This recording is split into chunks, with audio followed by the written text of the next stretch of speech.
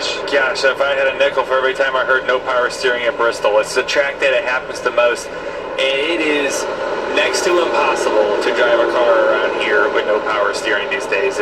These trucks are not made like they used to be when they didn't have power steering. They rely on it, and there's so much pressure pushing down in that banking. Maybe it's even worse. Oh, heartbreak for Jake Garcia. Started on the pole, led 14 laps tonight, brought it down. You heard Todd say he didn't want any changes. The truck was so good. They just wanted fresh tires, and now a bigger issue perhaps. Second mechanical issue for playoff drivers tonight. And things could have been a lot worse for Lane Riggs. Took care of it and has just battled his way up into the top 10. Great battle for third. Caden Honeycutt, Ty Majeski. You really expect Ty Majeski to excel at these short tracks. Still winless this year, guys, which is so surprising from the defending series champion.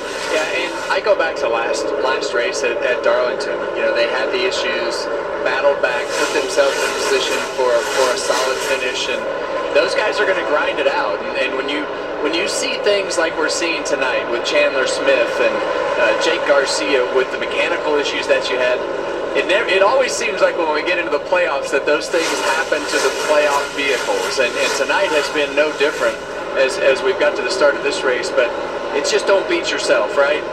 That's what we said at the beginning of the race, and Ty Majeski. Oh, what was that? Oh, around goes Tyler Ingram into the wall. Caution is out. That was for dirty. the third time tonight.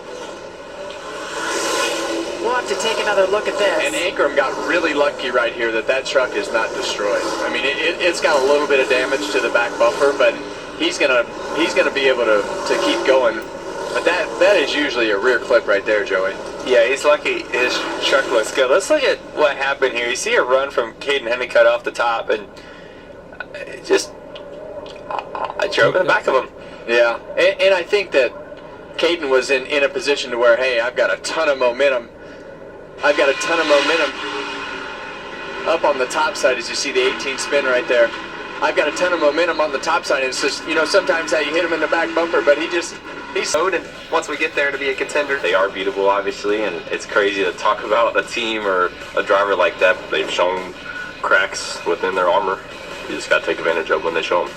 In general, we've been the truck to beat, the team to beat. At the end of the day, if you can make it to Phoenix, you definitely got a shot.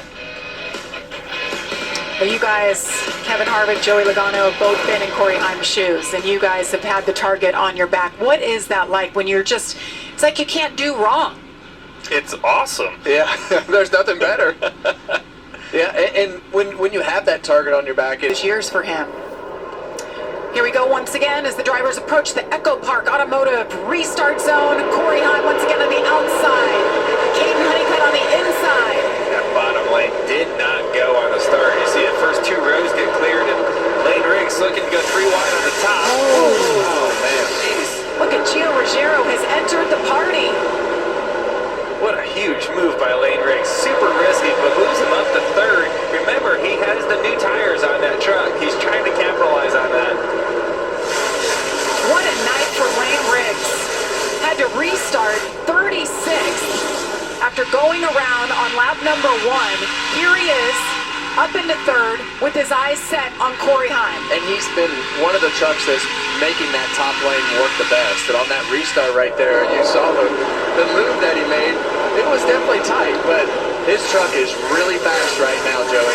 He moves into second just like that. Yeah, he's making the big moves. His truck is fast. We saw that the first stage. But we also know he has, 70 lap newer tires or so on that thing? That's helping too. Here's the move on the restart. You see him get up there in that grind where that grip is. He gets to the outside of Gio. Oh man. That's when you come off the corner and go, gosh, I hope he knows I'm there. Yeah. And I hope the car on the bottom, right, the 3-wide bottom car, knows that you're there. Well, these front row motorsports trucks have been really fast over the start of these playoffs. I know it's only 1 week old, or 2 weeks old, but both races, and even before we got to the playoffs, we saw the speed really start to develop out of these trucks to be able to compete with Corey Heim. And we think that, I mean, tonight I think Jake Garcia had a truck that was competitive with Corey Heim, but Lane Riggs thought that he had the best truck, and we think that he's one of the only trucks that can consistently compete week in and week out, head-to-head with Corey Heim. He's so fast up top. Last race, Lane Riggs had the best truck, led 71 laps. He had that issue, he had a right front flat toward the end of the race. Gave the lead over to Corey Heim. Corey got that win, and what a battle it's heating up here for the lead. Lane Riggs wants to take it.